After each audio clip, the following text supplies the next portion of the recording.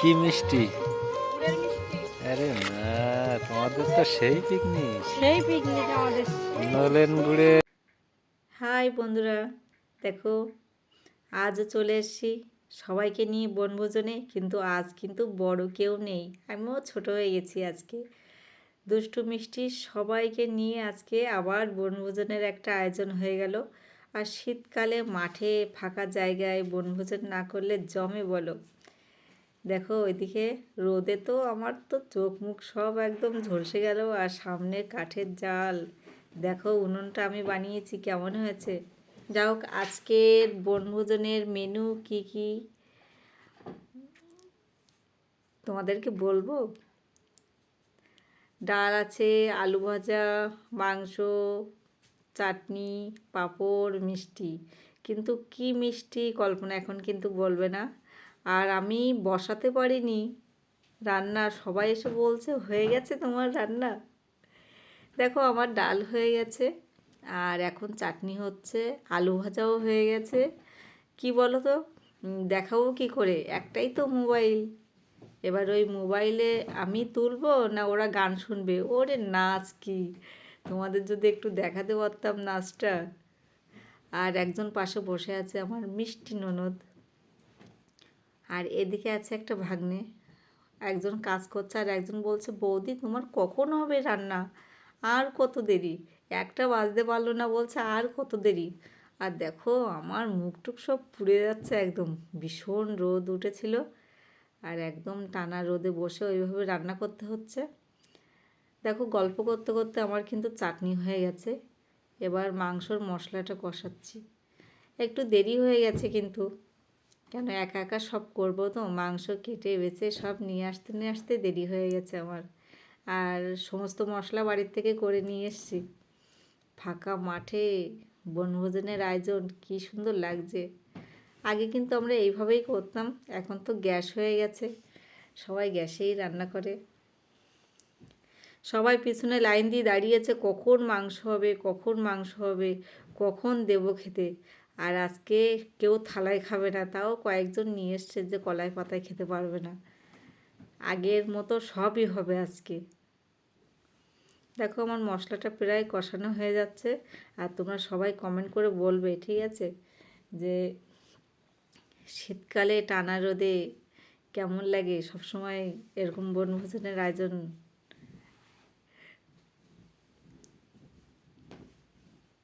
একজনকে কাজে বলে দিলাম যে তাড়াতাড়ি, হ্যাঁ তোমাদের তো আর একটা বললাম না। আর আমাদের আজকে ভাতটা কি চালের ভাত হবে, বাসমতি রাইস। আজকে সব কিছু একদম স্পেশাল। ওইদিকে তো দেখো মাথায় আর কত কাপড় টানবো।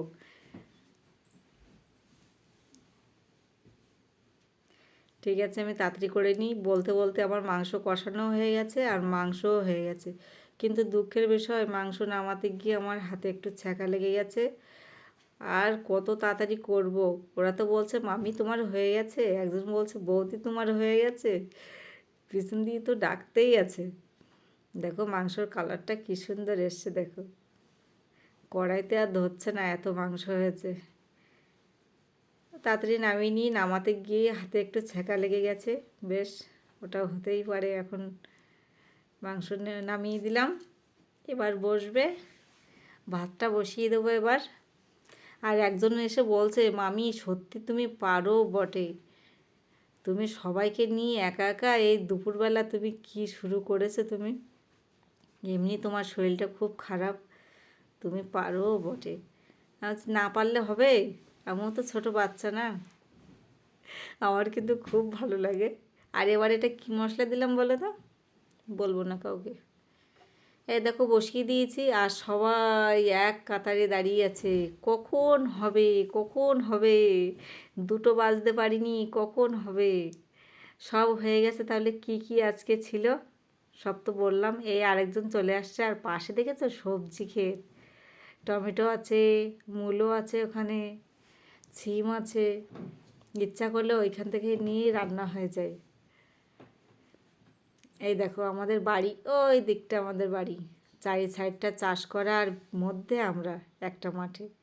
এই দেখো সবাইকে বসিয়ে দিয়েছি খাওয়ার জন্য, আর প্রায় সবাই কলাই পাতায় খাচ্ছে। তোমাদের কেমন লাগছে অবশ্যই কিন্তু কমেন্টে জানাতে ভুলবে না। আগেকার দিন কি তোমাদের মনে পড়ে যাচ্ছে কি? আমার তো বেশ ভালোই লাগছিলো, কষ্ট হচ্ছিল কিন্তু ভালোই লাগছিলো আমার সব কিছু একা হাতে করে সবাইকে এইভাবে খেতে দেওয়া। ওদের নাকি খুব ভালো লেগেছে, খুব খুব। আর একজন বসে আছে মামি, বলছে সত্যি তুমি পারো বটে।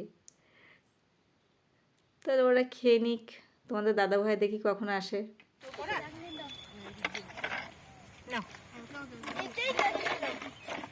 চাটনি দিয়েছো আমি? তোর চাটনি খাওয়া হয়ে গেছে? আর কে চাটনি পাই নাই? চাটনি, পাঁপড়, মাংস, তুমি একবার নিছো? আলু ভাজা, নাই নাই এখনো। মিষ্টি। ডাল, কি মিষ্টি? গুড়ের মিষ্টি। আরে না, তোমাদের তো সেই পিকনিক। সেই পিকনিক আমাদের। নলেন গুড়ের রসগোল্লা। নলেন গুড়ের রসগোল্লা। এই রসগোল্লা ভালো লাগে খেতে। নাও তুমি তাড়াতাড়ি খেয়ে নাও। মিষ্টিগুলো দেখলে কি মিষ্টি! তোমাদের দাদাভাই তো বলেই দিল যে ওটা কিসের মিষ্টি। আর শেষ পাতে চাটনি, পাঁপড় আর মিষ্টি, আরও অত বড় বড় মিষ্টি। একদম জমে ক্ষীর হয়ে গেছে আজকে বনভোজনটা। ঠিক আছে, কেমন আছে জানিও।